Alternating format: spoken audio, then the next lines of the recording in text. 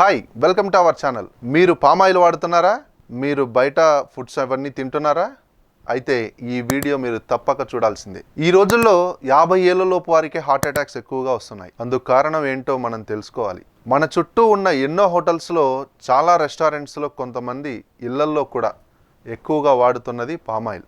ఇది ఎంత ప్రమాదకరమైందంటే మందు తాగటం, స్మోకింగ్ చేయడం రెండూ కలిపితే వచ్చే నష్టాల కంటే పామ్ ఆయిల్ వాడడం వల్ల వచ్చే నష్టాలే ఎక్కువ. మీకు తెలుసా, ప్రపంచంలో పామ్ ఆయిల్ని ఎక్కువగా దిగుమతి చేసుకుంటున్న దేశం భారత్. అదే మన భారతదేశం. ఈ పామ్ ఆయిల్ వెనుక ఒక పెద్ద మాఫియానే ఉందంటున్నారు పరిశోధకులు. ప్రస్తుతం దేశంలోని అన్ని ఫాస్ట్ ఫుడ్ సెంటర్లో పామ్ ఆయిల్ని వాడుతున్నారు.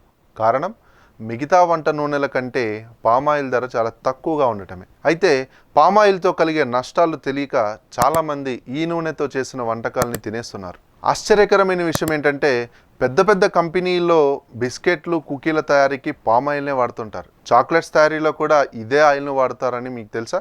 మనమందరం ఆరోగ్యంగా ఉండాలని కోరుకుంటాం, కానీ పామ్ ఆయిల్ లేదా పాల్మిటిక్ యాసిడ్ మన ప్రాణాలు తీయగలదని చాలామందికి తెలియదు. ఇంకా షాకింగ్ విషయం ఏంటంటే, లేస్ లాంటి కంపెనీలు విదేశాల్లో వేరే వంట నూనె వాడుతూ ఇండియాలో అమ్మే ఉత్పత్తులకు మాత్రం పామ్ ఆయిల్ని వాడుతున్నాయని మనం తెలుసుకోవాలి. ఈ పామ్ ఆయిల్తో చేసినవి తిన్న ప్రతిసారి పిల్లల బ్రెయిన్ దెబ్బతింటూనే ఉంటుంది అని మనం గమనించాలి. అంతేకాదు, పామ్ ఆయిల్ వల్ల గుండె జబ్బులు ఎక్కువగా తొందరగా వస్తాయని, చిన్న వయసులోనే డయాబెటిక్ బారిన పడుతున్నారని మనం తెలుసుకోవాలి. ప్రపంచ ఆర్థిక సంస్థ ద వరల్డ్ ఎకనామిక్ ఫోరం అంచనా ప్రకారం ప్రపంచంలో చనిపోతున్న జనాభాలో సగం మంది డయాబెటీస్, గుండె జబ్బుల వల్లే చనిపోతున్నారు. పామ్ ఆయిల్ మాఫియా అనేది ప్రతి ఒక్కరి ఆరోగ్యాన్ని నాశనం చేస్తుంది.